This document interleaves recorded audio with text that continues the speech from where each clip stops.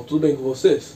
Então, para a gente fechar o nosso raciocínio, nós vimos movimento uniforme, que era um tipo de movimento onde a velocidade não variava, certo? Movimento com velocidade constante. Nós vimos movimento variado, que aí eu introduzi um tipo de conceito que é chamado de aceleração, ou seja, no movimento variado haviam variações constantes de velocidade ao passar do tempo. Aí nós vimos o M, R e o V, movimento retilíneo uniformemente variado. E para fechar o tripé dos três tipos mais importantes de movimento do ensino médio, falta a gente falar do movimento circular. A gente vai se preocupar agora com movimentos curvilíneos, né? Ou seja, imagine uma pedra amarrada em um barbante, onde eu giro esse barbante. Essa pedrinha vai fazer um movimento circular. Vamos tentar estudar esse tipo de movimento. Tá? Antes de mais nada, vamos caracterizar algumas coisas, né? Movimento circular uniforme, MCU. Tá? Então, eu vou fazer um desenho.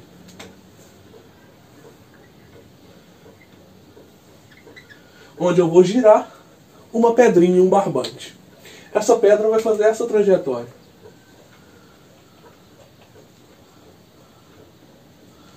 Tá? E é aí que a gente vai estudar. A gente viu que aqui tem uma palavra uniforme. Uniforme vem de velocidade constante. Então nós vamos estudar movimentos, apesar de curvilíneos, a velocidade não vai variar. Vamos desenhar essa pedrinha em alguns pontos. Vou desenhar ela aqui, aqui e aqui. Então eu vou ter um V para cima, um V para cá, um V para cá e um V para cá. Como eu disse, nós vamos estudar movimento circular e uniforme. Mas aí é importante dizer uma coisa. Quando a gente viu MRU, que a gente dizia que o movimento era uniforme, a gente falava que o módulo da velocidade, ou seja, o valor da velocidade não variaria. Aqui no meu movimento circular uniforme, o valor da velocidade não varia. Porém, a direção de V, para permitir que o movimento faça uma curva, está variando a todo momento. E nós vimos no movimento variado que para variar o valor de V, existia um tipo de grandeza específico que era chamado de aceleração. Agora, para variar essa direção de V, vai aparecer uma nova aceleração que é causada por um tipo de força específico que é chamado de força centrípeta. Então, sempre que um móvel fizer um movimento circular, a gente tem que associar a esse móvel um tipo específico de força que é chamado de força centrípeta. Quais são as características principais dessa força centrípeta? A força centrípeta é uma resultante, ou seja, no meu caso, de uma pedrinha amarrada num barbante, é uma resultante entre a tensão na corda e o peso, mas enfim, força centrípeta é uma resultante, e a característica mais importante para a gente aqui, que ela sempre aponta para o centro da curva. Então, apareceu nas nossas conversas um tipo novo de força que gera um novo tipo de aceleração, porém essa aceleração agora não varia o valor da velocidade, varia apenas a sua direção. Essa força centrípeta foi importante para Newton, por exemplo, explicar por que um planeta orbita o Sol e não sai por aí. Por que a gente não faz esse movimento e vai embora?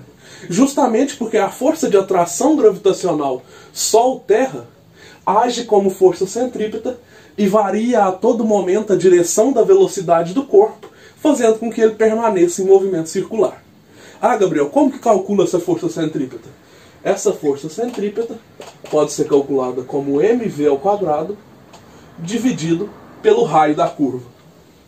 Então, a força centrípeta, que é aquela que produz a aceleração que faz com que a direção de um corpo varie e permita com que ele fique em movimento circular, é a força centrípeta e pode ser calculado como mv² sobre r. V, a velocidade da curva, a velocidade com que o corpo está na curva, né? E r é o raio da curva. Raio é a distância do centro até a periferia da curva, não é isso? Essa é a força centrípeta.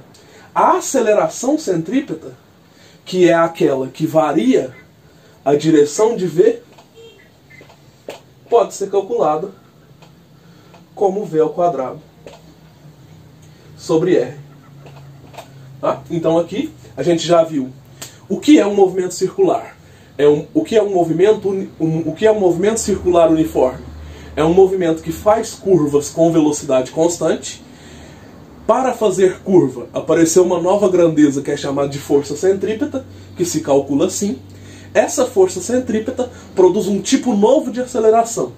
Essa aceleração não faz com que o valor de V varie, não faz com que o módulo de V varie, mas faz com que a direção de V varie. Esse tipo de grandeza que faz com que a direção de V varie é chamado de aceleração centrípeta e pode ser calculado como V ao quadrado sobre R. Agora que a gente já viu as causas de um movimento, de um corpo estar em movimento circular, vamos pensar em algumas coisas. Se é um movimento uniforme, eu posso definir velocidade como sendo distância sobre tempo, não é isso? Velocidade é distância sobre tempo. Porém, agora as minhas distâncias não estarão em linha reta mais. As minhas distâncias farão pedaços de circunferência ou uma circunferência completa. Sendo assim, para calcular velocidade em movimento circular, ao invés de usar distância, eu vou usar a equação do comprimento da circunferência. Qual que é a equação do comprimento da circunferência? 2πr, não é isso? Então eu posso descrever que no movimento circular, velocidade pode ser calculado como 2πr sobre... Aí vamos definir uma grandeza, tá? A gente tem que definir uma grandeza, que eu vou definir aqui, ó. Período, que é dado como T maiúsculo, é o tempo gasto para uma volta completa.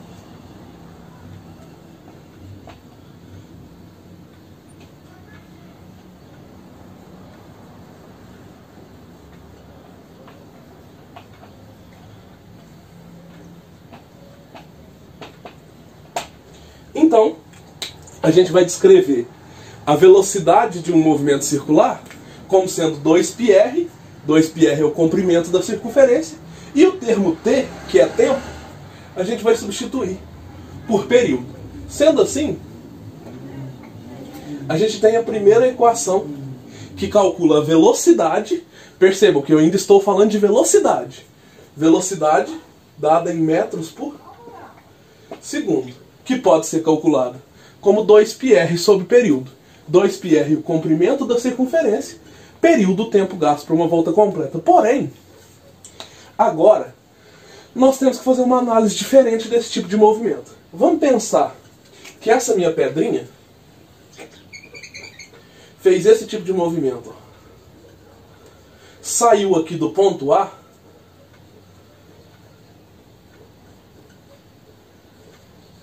e veio para o ponto B. Se eu te perguntar qual que foi a distância percorrida pela pedra, você vai me dizer que foi 1/4 da circunferência, certo? Esse 1/4 da circunferência é fácil de calcular. Eu posso pegar a circunferência inteira e dividir por 4. Então, se eu perguntar a distância percorrida, eu posso falar que é 2πr sobre 4, ou seja, πr sobre 2. Mas não quero fazer esse raciocínio agora.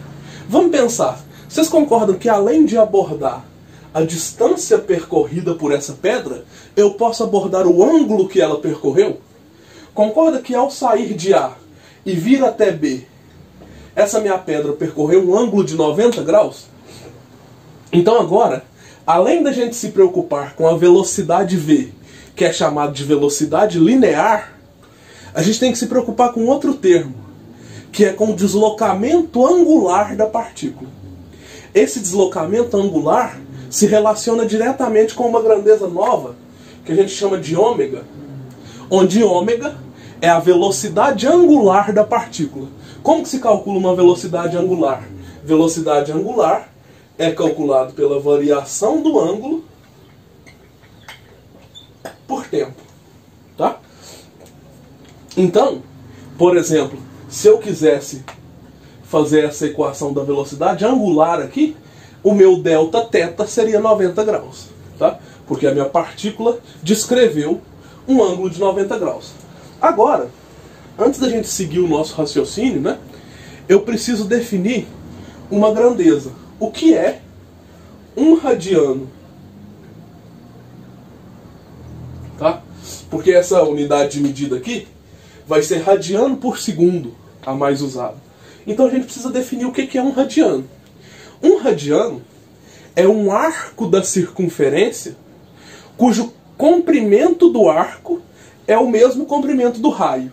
Perceba, eu vou desenhar uma circunferência aqui de raio R. Certo? Se eu pegar esse raio R e colar aqui, eu não vou ter um arco de comprimento R? Se eu vou ter um arco de comprimento R, o arco de circunferência, que possui o mesmo comprimento do raio, forma um ângulo que é um radiano. Aí os caras já fizeram essa conta, né? Uma circunferência completa, 360 graus, pode ser descrito como 2 vezes π vezes radiano. Ou seja, 6,28 radiano é 360 graus. Tá? Então, a gente vai começar a enxergar essas coisas em radiano por segundo. Tá?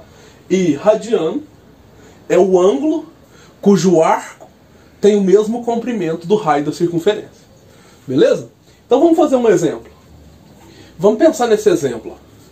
Eu tenho um rapazinho aqui no ponto A e ele leva 5 segundos para chegar no ponto B. Vamos fazer os dois raciocínios que a gente pensou junto. Qual é a velocidade desse rapazinho? Velocidade, perceba o que é V. Não estou preocupando com o ângulo ainda. Estou preocupando com a distância percorrida. Como que calcula a velocidade? Distância sobre tempo. Qual que foi a distância que ele percorreu? Não foi meia circunferência quando veio de A até B? Se ele percorreu meia circunferência, a distância percorrida vai ser 2πr, que é a circunferência inteira, dividido por 2. Então a distância percorrida por ele foi πr. Vamos tomar π como 3, tá? Para fazer nossos exercícios. Tomando π como 3. A distância percorrida foi πr. Então, ele percorreu uma distância de 3 vezes 2. Porque eu já tratei que o raio é 2 metros, né? Então ele percorreu uma distância de 6 metros. Vamos calcular a velocidade? Como velocidade é distância sobre tempo, ele percorreu uma distância de 6 metros em 5 segundos, então a velocidade dele foi 1,2 metros por segundo. Esse raciocínio a gente já está acostumado a fazer.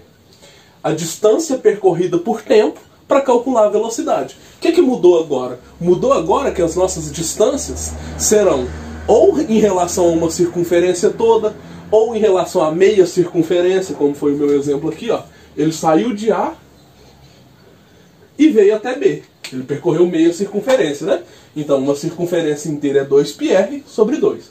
Mas, além disso, além de preocupar com V, eu posso me preocupar com o deslocamento angular desse rapaz.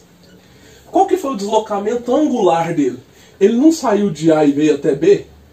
Concordam que ele percorreu um ângulo de 180 graus? Então, além de ter percorrido 6 metros, ele criou um deslocamento angular de 180 graus. Então a gente consegue associar a ele a uma velocidade angular. Como que eu calculo essa velocidade angular? Ômega pode ser calculado como delta θ sobre delta t. Qual que foi o deslocamento angular? 180 graus.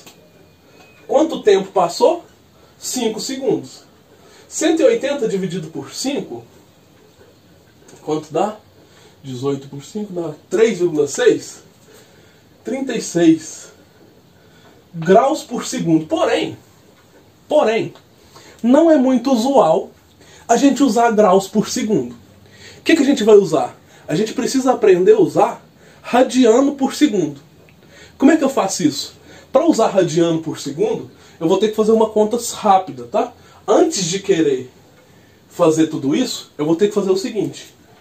2π radiano equivale a 360 graus, que é uma volta completa. Qual que foi o deslocamento angular do meu rapazinho? 180 graus. Então, x. Vamos fazer essa conta? 360x é igual a 360 π, não é isso? 360x, 360π. Posso cortar esse com esse? Então, o deslocamento angular desse rapaz foi π radiano. Se uma circunferência completa é 2π radiano e ele andou meia circunferência, 2π radiano sobre 2, π radiano. Esse foi o deslocamento angular em radianos. Então qual que é a velocidade angular dele em radiano por segundo? É π, não é isso? Que foi o deslocamento angular, dividido pelo tempo que passou. Então geralmente a gente deixa em função de π, tá? Então a velocidade angular desse rapazinho foi π sobre 5 radianos por segundo. Então o que é o mais importante da gente entender agora com esses meus exemplos, né? O mais importante da gente entender é que além de se preocupar com o deslocamento que o carinha fez, a gente tem que se preocupar com o ângulo que ele percorreu. Quando a gente está falando do ângulo que ele percorreu, aparece uma nova grandeza, que é chamada de velocidade angular. Então quais são as coisas mais importantes desse vídeo? As coisas mais importantes desse vídeo é o seguinte: eu já sei movimento uniforme, já sei movimento variado, quero começar a estudar movimento circular, primeiro eu quero pensar nas causas. O que permite um móvel estar em um movimento curvilíneo? Existe uma força apontada para o centro, que é chamada de força centrípeta, que pode ser calculada como mv² sobre o raio. Essa força centrípeta produz uma aceleração centrípeta. Essa aceleração centrípeta é responsável por variar a direção de V, e essa variação na direção é o que permite o móvel fazer curva. Essa aceleração é chamada de aceleração centrípeta. A partir daí, a gente viu que eu posso calcular a velocidade de um corpo fazendo curva, como sendo distância sobre tempo, porém agora as minhas distâncias estão associadas a circunferências, então sempre vai ser um pedaço de circunferência. E além disso tudo, eu ainda posso associar um deslocamento angular ao móvel. Esse deslocamento angular geralmente é dado em radiano por segundo. Radiano por segundo é uma nova unidade que me permite calcular velocidade angular. Então, com isso a gente fecha a introdução do movimento circular. Beleza? Importante, a gente disse uma grandeza nova, né? Que chamava período. Período é o tempo gasto para uma volta completa.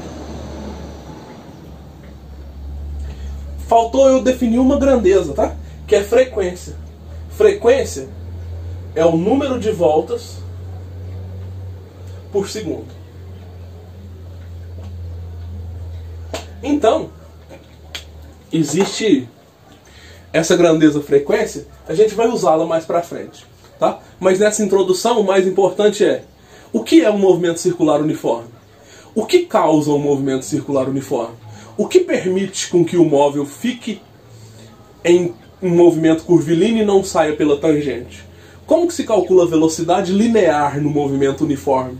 No movimento circular uniforme, que tem a ver com o pedaço da circunferência.